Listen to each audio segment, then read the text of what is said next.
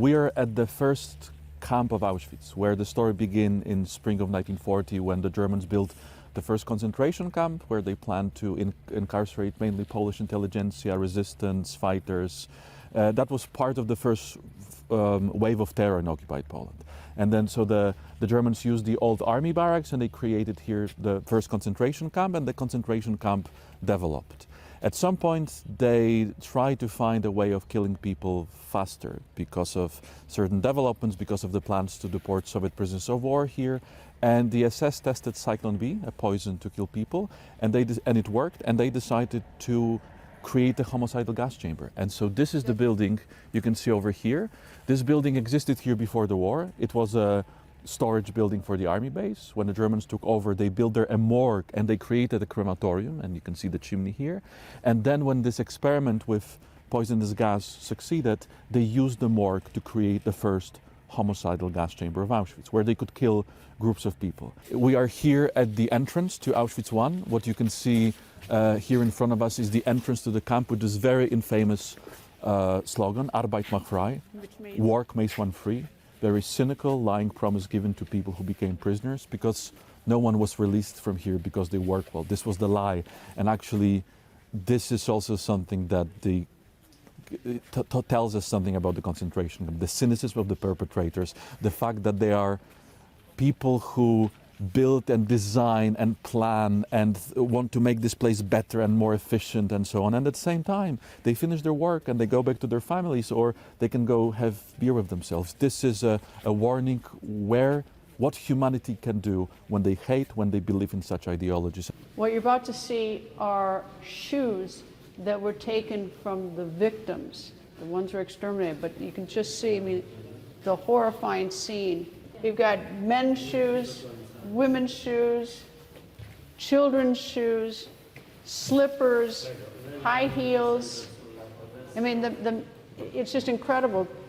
They just took these shoes from these people, they took everything these people had before they killed them. You know, it wasn't just adults who were murdered here in this extermination camp, it was the children. They'd arrived and they couldn't work because they were kids, so they were exterminated. But before they were exterminated, the SS took everything they had, including, look at these tiny shoes. They give you an idea of how little the kids were that the SS murdered. Look at these. Some of these are baby shoes. And they were murdered, arriving at this camp. Here's where the Jews were exterminated. They were brought in here, and there'd be 700 at a time, and they brought into this area. And I'll show you where the gas was dropped in. There are holes in the ceiling. You can see some of the holes in the ceiling where the gas was dropped in.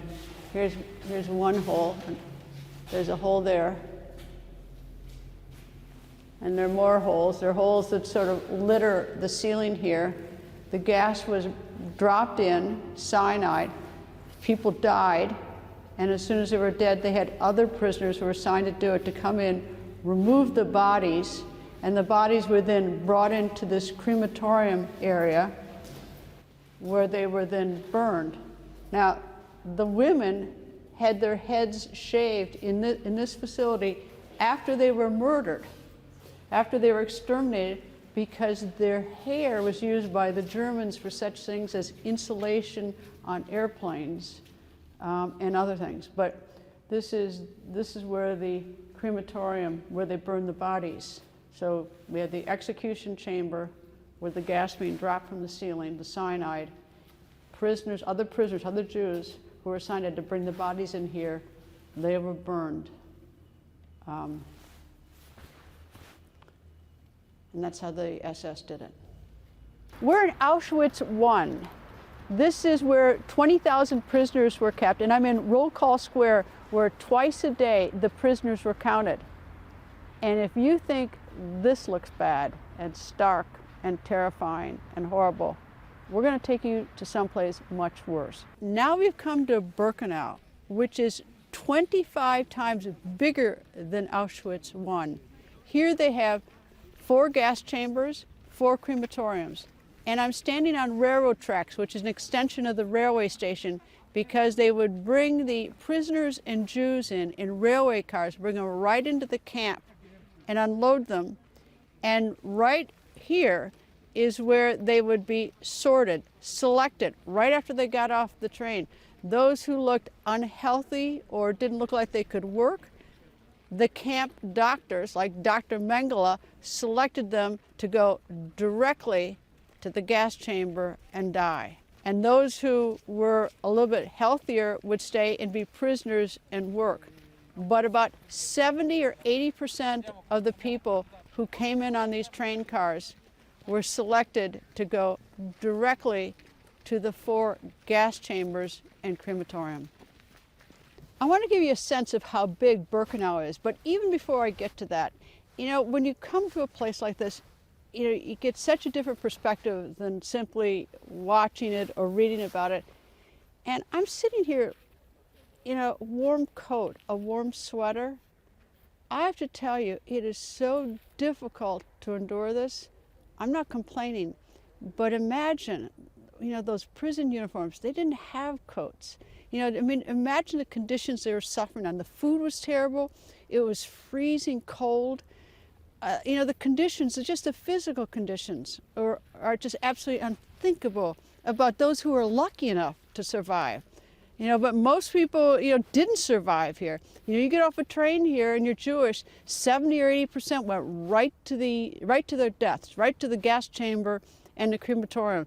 The other 20% who were selected by Dr. Mengele and his other doctors who were looked at as possibly healthy, well, their lifespan was about 2 or 3 months. That was it. So now let me give you a little bit more of an idea of the physical layout. This is 25 times bigger than Auschwitz I, which is part of the Auschwitz complex. But just take a look at the expanse that this is. And this is just a small part of the acres and acres of land here, which is part of the camp and the extermination area. The camp goes on and on and on. You can see how the camp goes on and on. And there, of course, are the railroad tracks where the trains come in, bringing in the Jews. But you get an idea, just this place is monstrous. It's so huge, and monstrous for other reasons. This is where so many of the Jews were transported into Birkenau. This is obviously a cattle car. This is an example of a cattle car, and they're coming in every single day, and they would stuff about 60, 70, 80 Jews into one of these cattle cars. Then they come out and they would be selected. Some would go directly to the gas chamber and to the crematorium. The ones who were not selected to die immediately would become prisoners, but the lifespan of even those prisoners in the camp, because they'd die of hunger or other things, was about 3 months. We're in an area where a barracks for prisoners, and there are about 400 prisoners for this wooden structure. This was not originally meant to be a barracks, but this is where it used to be with stables for horses, but this is where the prisoners were kept. And in these bunks, there are about 5 to 7 people who had to sleep in the bunks, and it's in one particular area, and there'd be 2 blankets, and so naturally they have to snuggle together to stay warm.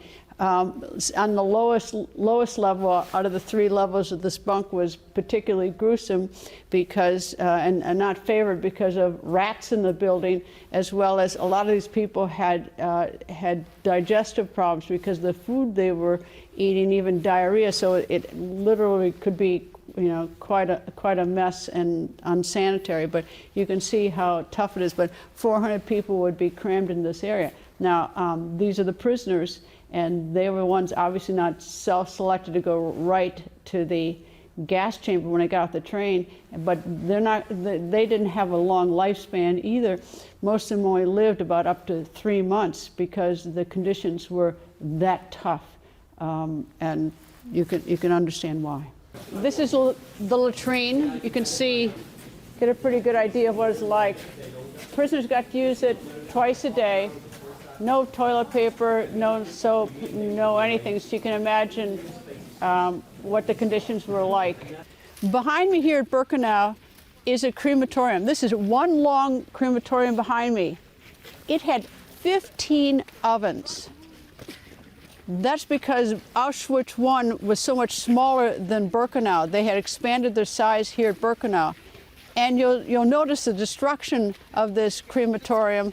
And the reason why there was this destruction is that as the Soviet military was approaching or arrived, the guards here wanted to hide the evidence. They wanted to hide the fact that they were killing all these people. So they attempted to destroy the crematorium. And you can see this right behind me. We're here at Birkenau, part of the Auschwitz camp, and I brought a candle from the United States to honor David Chase and Helen Kowinski, both Polish Jews and relatives who were, they were here in World War II. I think David was actually at this particular camp. They luckily got out, came to the United States, and my family married into their family, but they were certainly very important to us. And I just wanted to come here and light a candle for them here on the 78th anniversary of the liberation of Auschwitz. And by the way, there are no two better Americans than Helen Kowinski and David Chase. They really appreciated being in the United States after being here during World War II.